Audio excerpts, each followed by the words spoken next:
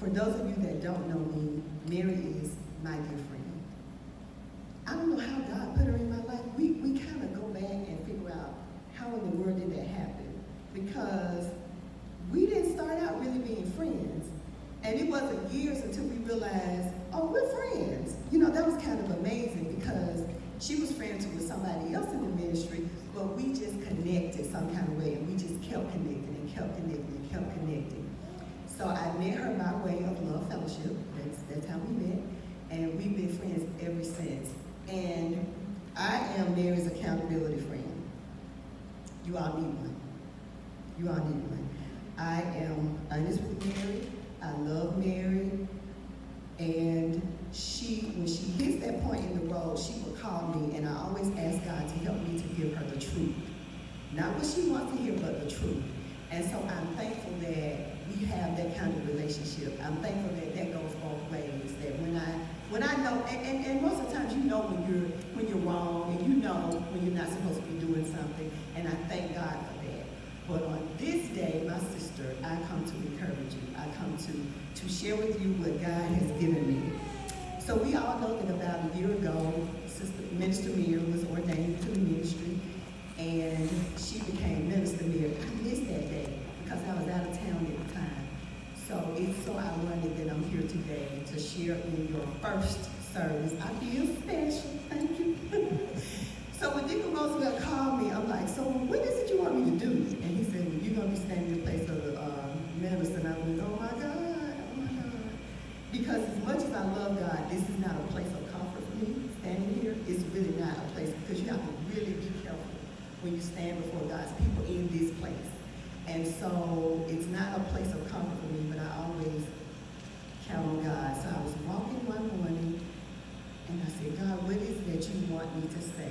And he spoke to me as clear as day and said, say to them, stay in your lane. Stay in your lane? He said, yes, stay in your lane. And that's what he gave me. And I came to tell you this morning to stay in your lane. To Minister Mary, stay in your lane. I know at this point it may be kind of difficult. There are some times when you might be having sleepless nights, and you have worried, and you have not understood the battles that you're fighting. But I'm going to share with you today how important it is to stay in your lane. Now, usually when we hear that term, what do we think about? We tell somebody, stay in your lane. It's like, get on my business, they don't have nothing to do with you. Minister Mary has a way of doing it. She'll say, touch your nose.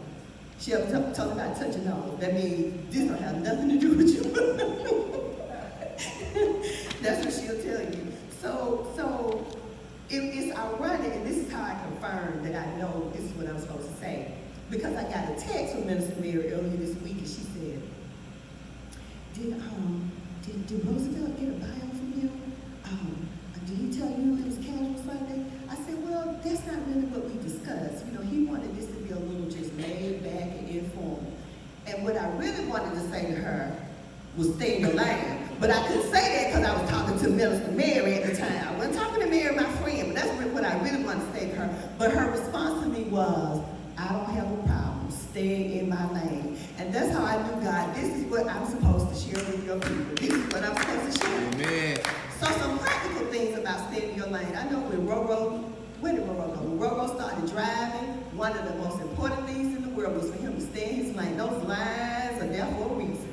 So you can stay in your lane. When the athletes are running track, there's a line that they have to stay in. If they go outside of that line, that's a problem. That's a problem. So when you stay in your lane, you accomplish things. And I think the best way to understand how important staying in your lane is to think about what happens when you don't stay in your lane. So have you ever been driving and somebody come over in your lane? What'd you say? Stay in your lane. Get over. Somebody coming over in front of me. And so it's important that you stay in your lane. Have you ever been driving, been on your cell phone, been talking, and missed your exit? So now you got to take a detour.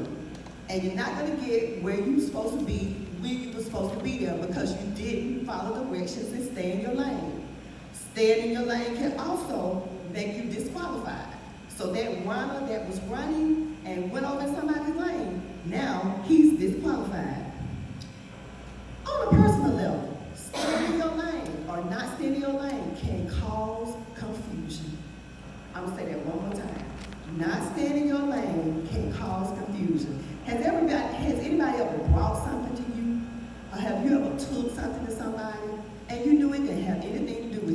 Now, mother-in-laws, we have a reputation for that. I can say we now because I'm a new mother-in-law, y'all. Hallelujah. We have a reputation for that, for not staying in our lane, for trying to run our children's business. Or even when our children are adults sometimes and they're not married, there comes a time when you have to stay in your lane and let your children be children and let them learn on their own. Because if you don't, life will never teach them what needs to be taught. And because you're out of order and you're all over in their lane, now you're not sleeping at night. Now you're worried about them and they're what? Doing just what they want to do, regardless of what you say. So there comes a time when you have to mind your business and stay in your lane. Staying in your lane also means walking in your gift. And I think about this sometimes when I used to watch American Idol. And I said, you know, somebody didn't tell them, singing is not their gift.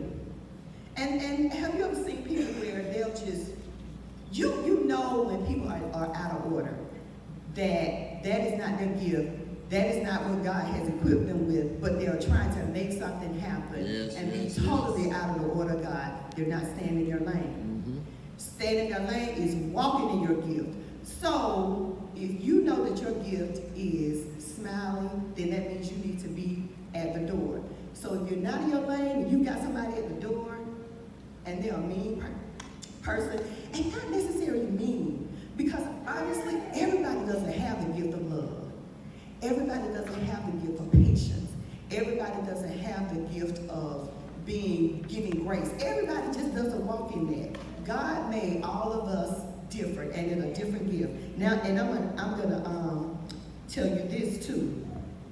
Sometimes staying in your lane is one of the hardest things to do because you feel like you can fix it. I can fix it.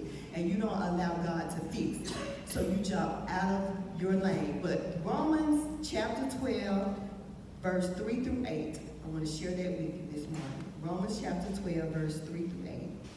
And it reads, for by the grace given me, I say to every one of you, do not think of yourself more highly than you ought, but think of yourself with sober judgment, in accordance with the faith God has distributed to each of you.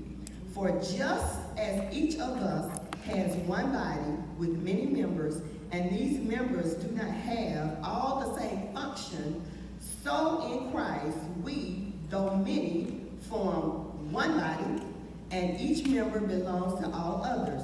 We have different gifts according to the grace given to each of us.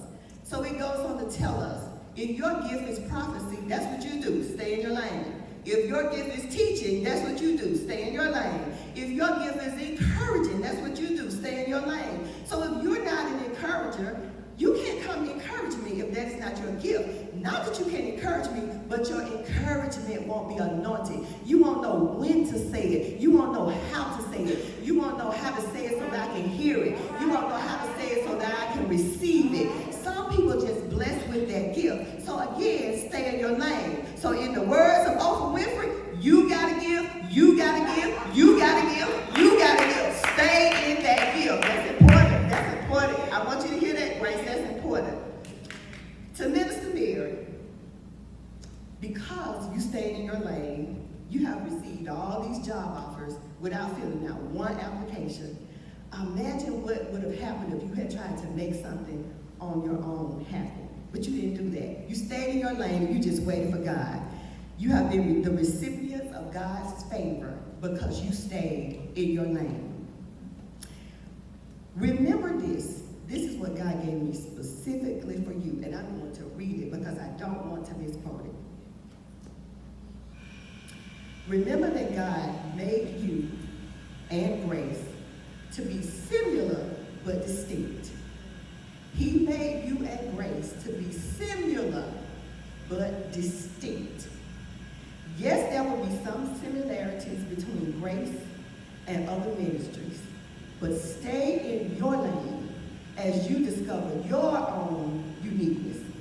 Your journey won't be the same as your mentors. It won't be the same as others that you look up to or others that inspire you. But just as God was with Moses, just as he was with Pastor Thomas, Just as he was with Sister Maula, he will be with you, but your experience and your purpose won't be the same. Your experience and your purpose won't be the same. So you know what that means? Sometimes that may mean you have to let go of what you had in mind. That's specifically for you. I want you to hold on to that. That means you may not always get it right. That means that you may have to change some things. Even the best drivers from time to time may have an accident. But Minister Mary, be determined to stand firm and stay in the lane to receive what God has for you. Trust that God will plant who he wants in this ministry in due time. Don't be discouraged by the empty seats, but be encouraged by the simple blessings that God allows you to sow into lives of those who are in this ministry, and to even people like me who have benefited from your prayers and your support. What happens inside this room does not define who you are, but there's a bigger blessing outside of here that you have been to many people.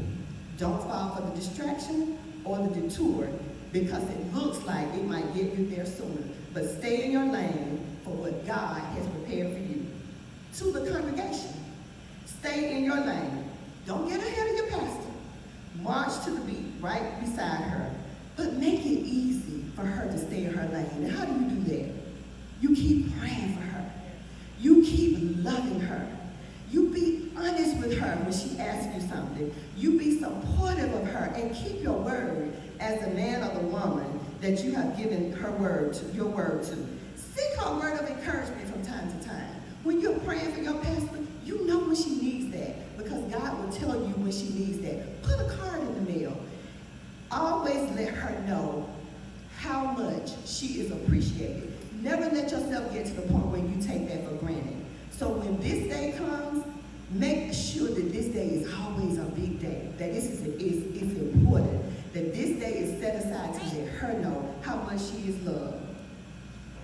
I'm reminded of Paul's letter to the church of Philippi in Philippians 2, 5-7.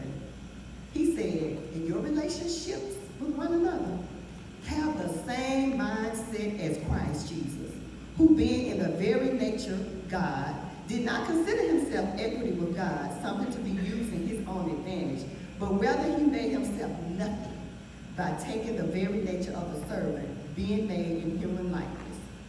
And lastly, to her family, stay in your lane.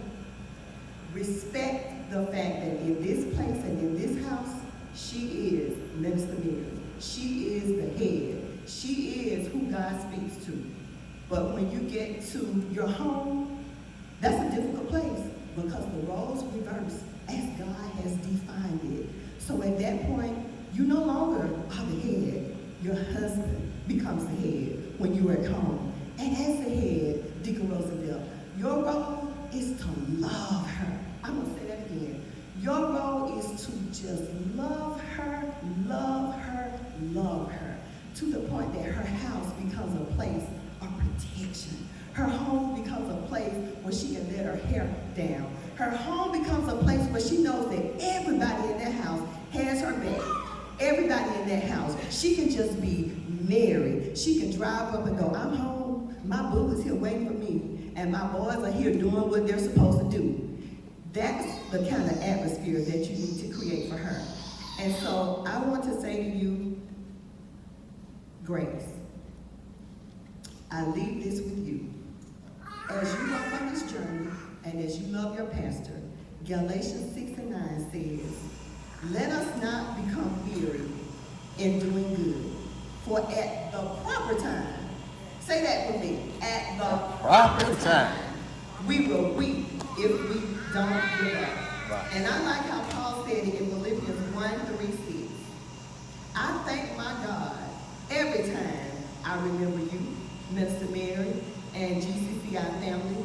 In all my prayer for all of you, I always pray with joy because of your partnership in the gospel from the first day until now, being confident in this, yes. Being confident in this, being confident in this, that he who began a good work in you will carry it out to completion until the day of Jesus Christ. And verse 14 says, I press. I press on toward the goal to win the prize of the high calling in God of Jesus Christ. So I tell you, Minister Mary, keep pressing. Stay in your lane. Keep pressing. Stay in your lane. Keep pressing. For the race is not given to the swift, but to the one that endured to the end. So all I want you to know is that if each of you stay in your lane, race is going to be fine. Keep praying for the pastor. Keep loving on her. Celebrate the fact